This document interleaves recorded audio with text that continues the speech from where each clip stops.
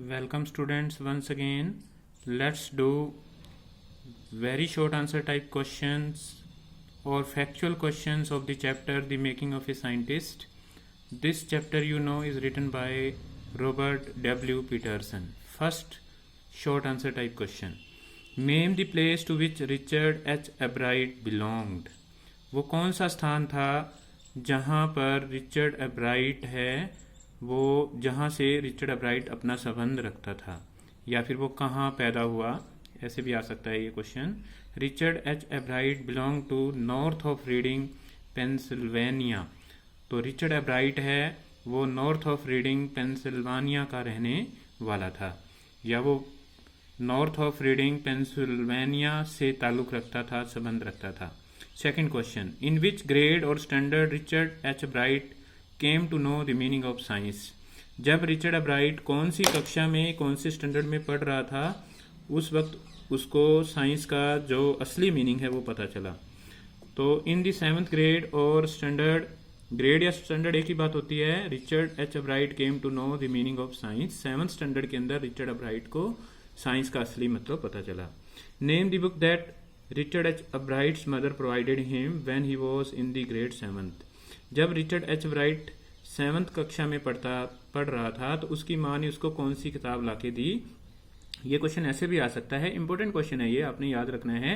Name the book given by his mother that change Richard H Ebright's life completely. वो कौन सी किताब थी जिसे रिचर्ड एच एब्राइट की माँ ने उसे दिया, जिसके कारण उसकी लाइफ पूरी तरह से बदल गई। The name of the book was the travels of the monarch 10। तो इस बुक का नाम था the travels of the monarch 10। ये सबसे इंपॉर्टेंट क्वेश्चन है इस चैप्टर के अंदर, आपने याद रखना है, पेपर में आने की पूरी संभावना है इसकी। आगे question number 4, what was Richard H Ebright's age when he published the theory of how the cells work. Richard Ebright की आयु कितनी थी जब उसने अपनी थ्योरी, अपना जो सिद्धांत दिया था कि एक सेल है वो काम कैसे करती है, तो उस वक्त उसकी उम्र कितनी थी। He was 22 years old at that time. उस वक्त रिचर्ड एब्राइट की जो उम्र है वो 22 ईयर्स की थी। Question number 5, name the article in which Richard H Ebright and his friend James R Wong publish their theory of how the cell works. तो वो कौन सा आर्टिकल था जिसके अंदर रिचर्ड एच एब्राइट और उसके फ्रेंड जेम्स आर वोंग ने अपनी थ्योरी, जिसके अंदर उन्होंने बताया था कि सेल काम कैसे करती है, वो पब्लिश की थी। तो आंसर रहेगा proceeding of the national academy of science. ये आर्टिकल का नाम था जिसके अंदर उन्होंने अपनी थ्योरी है वो दी थी। Next question, name the scholar or guide under whom Richard H Ebright did experiment for the science fairs and exhibitions. वो कौन सा स्कॉलर था, कौन सा विद्वान था या मार्गदर्शन करने वाला गाइड था जिसके नीचे रिचर्ड एब्राइट ने अपने एक्सपेरिमेंट किए थे, जो एक्सपेरिमेंट वो मेलों के अंदर और एग्जीबिशंस के अंदर दिखाने के लिए जाता था। एग्जीबिशन का मतलब हिंदी में होता है प्रदर्शनी। प्रदर्शनियों के अंदर वो किसके नीचे काम करता था। The name of his guide और स्कॉलर वॉज डॉक्टर फ्रेडरिक ए अक्वार्ट। तो उस स्कॉलर का नाम या उस मार्गदर्शन देने वाले टीचर का नाम है वो डॉक्टर फ्रेडरिक ए अर्कवार्ट था। Question number 7, what lesson did एब्राइट learn when he did not win anything at A science fair. जब साइंस फेयर के अंदर रिचर्ड एब्राइट को कुछ भी नहीं वो जीत पाता तो उसने क्या लेसन सीखा, क्या उसने नई बात सीखी। He learn that he must have displayed something live और a working process of life. उसने सीखा कि उसको अब एग्जीबिशन के अंदर कोई ऐसी चीज़ जो हमारे सामने चल रही है, लाइव का कोई ऐसा प्रोसेस दिखाना चाहिए जो चल रहा हो हमारे सामने, हमारी आंखों के सामने, वो दिखाना चाहिए था। Question number 8, what experiment and project did he decide to undertake for the next year science fair. अगले साल के लिए होने वाला जो साइंस फेयर था उसके लिए कौन सा एक्सपेरिमेंट या कौन सा प्रोजेक्ट है उसने अपने हाथ में लिया दिखाने के लिए। He decided to show the cause of a viral disease. Richard Ebright ने यह दिखाने की कोशिश की कि एक वायरल डिजीज है, एक विषाणुओं से डिजीज होता है, बीमारी, फैलने वाली बीमारी है, that killed a large number of caterpillars of butterfly every year. और वो इस बीमारी के बारे में बताना चाहता था कि कैसे ये बहुत सारे कैटरपिलर्स को, बटरफ्लाइज के कैटरपिलर्स को हर साल मार देती है।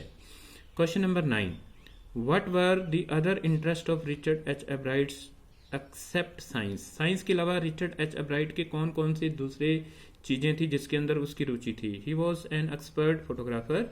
रिचर्ड एब्राइट, ही इसके लिए आ रहा है रिचर्ड एब्राइट के लिए, तो वो एक बड़ा ही एक्सपर्ट फोटोग्राफर था। ए चैंपियन डिबेटर, वो एक बड़ा ही अच्छा डिबेट करने वाला, बहस करने वाला व्यक्ति था। ए गुड कैनोइस्ट, कैनोइस्ट का मतलब होता है नाव चलाने वाला, वो बड़ी अच्छी नाव चलाता था। And an excellent public speaker, और वो एक अच्छा पब्लिक स्पीकर भी था, भाषण बड़ा अच्छा देता था। He gazed at the stars and other planets throughout the night, और वो पूरी रात है वो जो प्लैनेट्स होते हैं और स्टार्स होते हैं उनकी तरफ देखता रहता था। He also collected rocks, Richard Ebright's को चट्टानें इकट्ठे करने का शौक था, कॉइन्स इकट्ठे करने का शौक था। फॉसिल्स होते हैं अवशेष, वो पुरानी चीजों के अवशेष है वो भी इकट्ठे करता था। And butterflies at his home, और वो घर के अंदर है वो बटरफ्लाइज है वो भी इकट्ठा करता था, तितलियां इकट्ठा करता था। Question number 10, last question, short answer type question. Name the book which became a turning point in Richard H Ebright's life, how? वो कौन सी किताब थी जो रिचर्ड एच एब्राइट के जीवन के अंदर है वो एक टर्निंग पॉइंट, एक बड़ा चेंज है वो लेकर के आती है, और कैसे लेके आती है? The book the travel of Monarch 10 became a turning point in Richard H Ebright's life. जो पुस्तक थी द ट्रेवल्स ऑफ मोनार्क 10, वो रिचर्ड एब्राइट के जीवन के अंदर एक टर्निंग पॉइंट बन के आती है। It was through this book that he came to know the reason of why the butterfly migrate from one place to another, और ये इसी बुक के कारण वो ये जान पाया, इस बात का कारण जान पाया कि जो बटरफ्लाइज होती हैं वो एक स्थान से दूसरे स्थान पर क्यों मूव करती रहती हैं। This book actually open a new world of science before him, और इसी किताब के कारण एक साइंस का नया जो संसार है वो उसके सामने है वो खुल जाता है। तो student, these are some of the short questions of this chapter. These questions are very important. I hope that now you shall be able to answer all these questions. Thanks for listening me, and have a nice day.